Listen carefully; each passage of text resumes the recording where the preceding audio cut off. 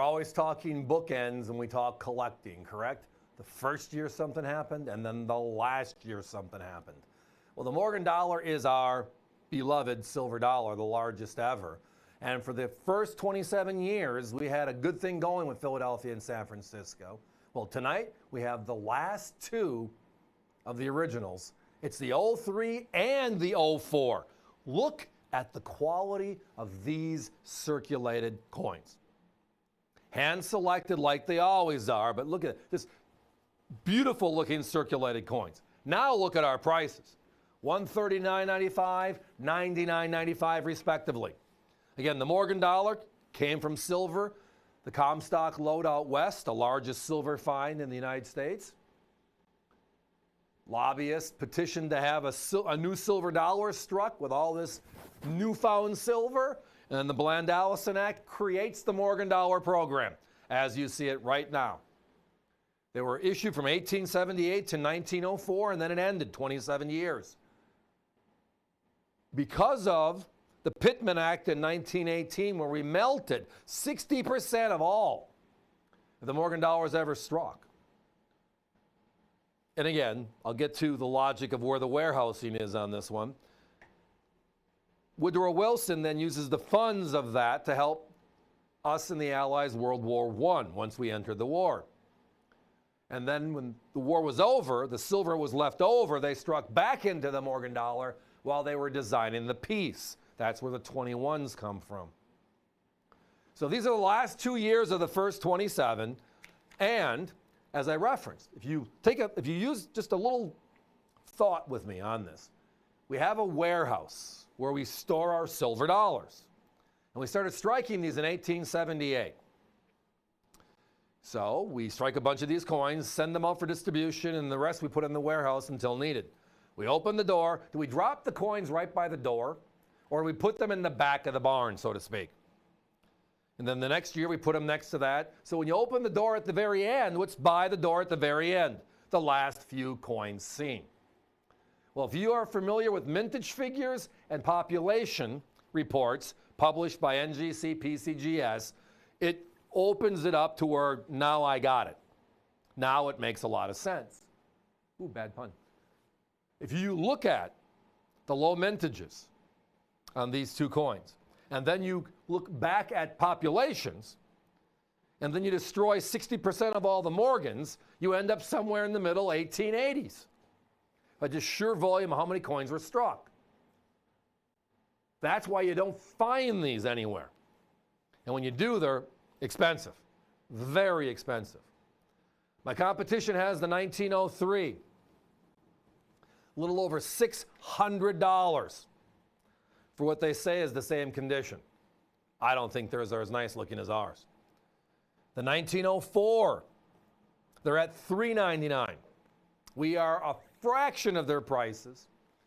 And again, we look at rare years, special years, and look at the relationship of a beautiful circulated coin like these, and then jumping to about uncirculated, jumping to the Holy Grail we love to all find, which is the uncirculated, and be able to afford it for our collections. And in these two, it's drastic, outright, almost impossible. Been a long time since I've seen an 03S and Unk that was anywhere close to where you thought it was going to be. And then again, obviously certified. So it's above the D and the O and dollar on the bottom of this coin. That's the magic. That's the mint mark. These are homogeneous obverse and reverse, which means they look like they're the same coin.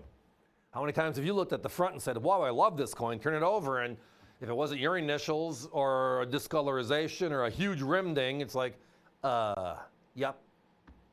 That's what we do. We get rid of all those coins. We find these so that way we can all put together that gorgeous collection. So again, my competition's a little over 6, a little under 4, and we're at $139.95 and $99.95 tonight while our supplies last. Think about that. That's not even close. That's like not even close. It's like I'm over here and you're way over there, and that's, well, if you're watching us tonight, a good place to be, right? If you're looking for that placeholder in your collection, You just couldn't find the right price and for getting a quality looking coin. Tonight, you got it. We've done all the lifting for you. We have the illustrious 03S for only $139.95. And then the last San Francisco from the original 27 years, the 04S at $99.95. Great, great coins. Now let's talk about population. I mentioned it a little bit earlier. And again, we know these are circulated coins. We know they're not certified. But we use it as a guide to explain or reaffirm what we've already seen in the marketplace, right? If you look at, for an 81S, the most beautiful Morgan of ever, and it's a gorgeous coin. You look at the population, they say there's 283,000 of them that have been seen in the last 35 years by NGC alone, all right? On the other hand, if you look at that coin, the 1903, it's going to say 3,777 all grades. If you look at that 04 right there, it's 3,002. There's actually fewer of the 04 seen than the 03 seen, which is even more puzzling when you look at the pricing structures in the industry. For comparison on how low those numbers are, you got to go to the big ones. You got to go to the coins. And the coins are the 93S, the 94S, the 92S, right? All the coins that are the wow coins in the San Francisco and Morgan Dollar series. The 92S, there's 5,227 of them that have been seen in the last 35 years, compared to 3,700 and 3,000 here. And that's a $70,000 coin in uncirculated condition. And I'm talking about the numbers are all grades. Guys, we got to put a 1-minute clock up. The 93S, which is the coin, 100,000. It ranks number 1 out of 97 Morgans, year and date basics. The varieties are even more. Number 1. There's 3,707 of those.